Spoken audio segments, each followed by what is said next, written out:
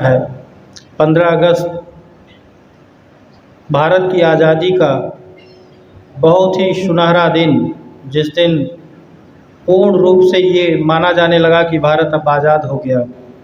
भारत आज़ाद तो हुआ, लेकिन अभी भी बहुत सारी बातें जब कही जाती हैं, चर्चा होती हैं, तो बहुत सारे मनों में संकोच होता है, बहुत सारे मनों में घृणा उत्पन्न हो जाती है, बहुत सारे मनों में ये होता है कि ये बात तो आज नहीं होनी चाहिए थी।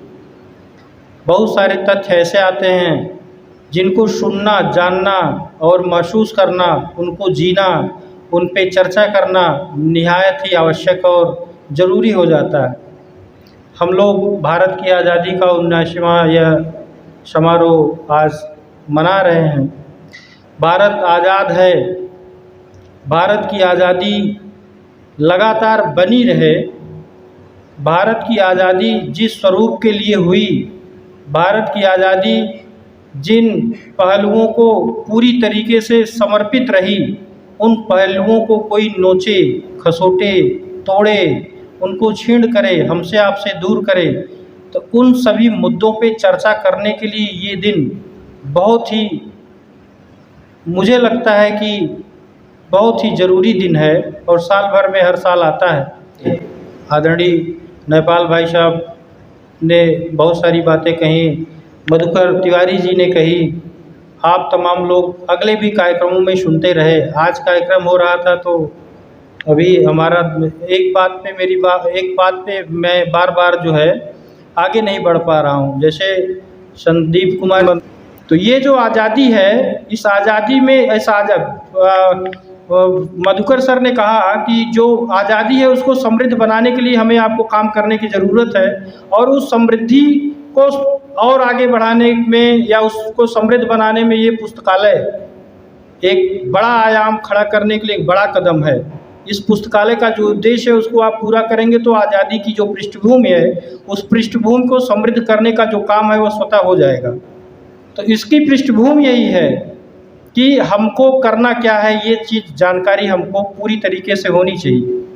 तो उसी तरीके से आज मैं अनुमान लगाता हूँ वहाँ पे और यहाँ पे, तो मुझे खूब मतलब ये समझ में आता है कि जो समय उस समय था कि वहाँ के लोग पढ़ते थे, बाकी लोग नहीं पढ़ते थे, तो उनको हे दृष्टि से देखते थे।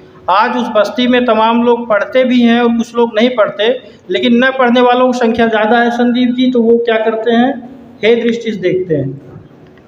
एक बड़ी कड़वी बात और अपने जीवन का अनुभव आप लोगों से मैं साझा करूं। सुना, बर्दाश्त किया, उसको बर्दाश्त करके वो आगे गए, वो आगे चले गए। और आज के टाइम में वही ताने अगर हम आप बर्दाश्त करेंगे तो हम आप भी आगे चले जाएंगे।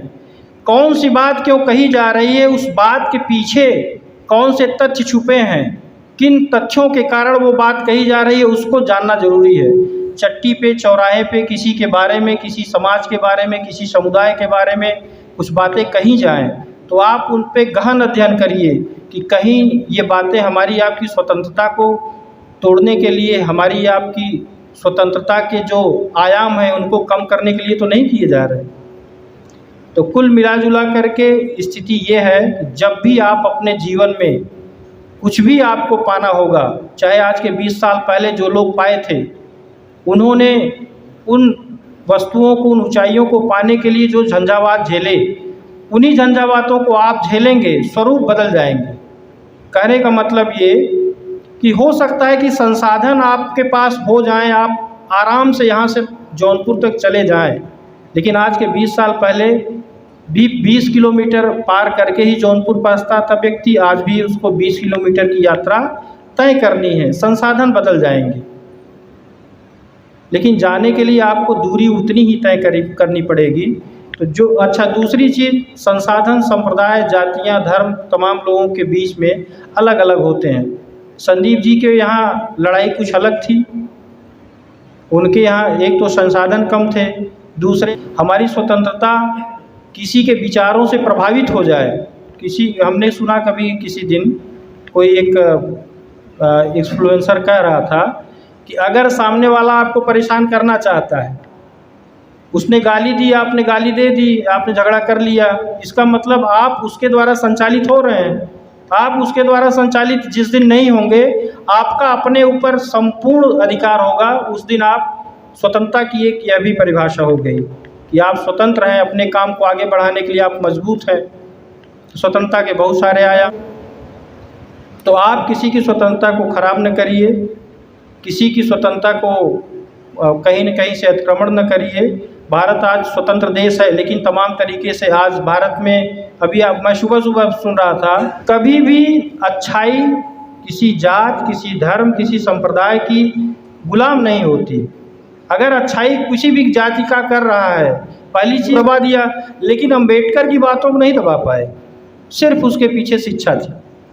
अगर आप अपनी बात, अगर आप शिक्षित हैं तब संघर्ष कर रहे हैं, तब आपकी बात जो है उसको कागज़ों पे लिखा जाएगा। आप शिक्षित नहीं हैं, कहने का कब कहाँ कैसे कौन सी बात कही जाती है।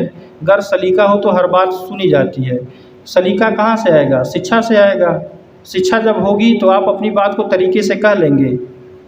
पूरी दुनिया के लोग अम्बेडकर को दबाने पे लगे थे, लेकिन उनके पास इतने नॉलेज थे, आप क्या करेंगे? कोई अगर अपने तर्क दे रहा है तो क्या करेंगे? लाठी चला देंगे? नहीं चला पाएंगे। तो जब आपके पास शिक्षा होगी तो आप तर्क दे लेंगे। और शिक्षा कहाँ से आएगी? शिक्षा चौराहों से भी आती, लेकिन वो कभी कभी थोड़ी बहुत आती है, मैक्सिमम किताबों से आती है। इंटरनेट का ज़माना है, एक क्लिक पे पूरी दुनिया आ जाती है, लेकिन पूरी दुनिया देखने में आदमी भटक जाता है। तो मेरा प्रणाम, धन्यवाद।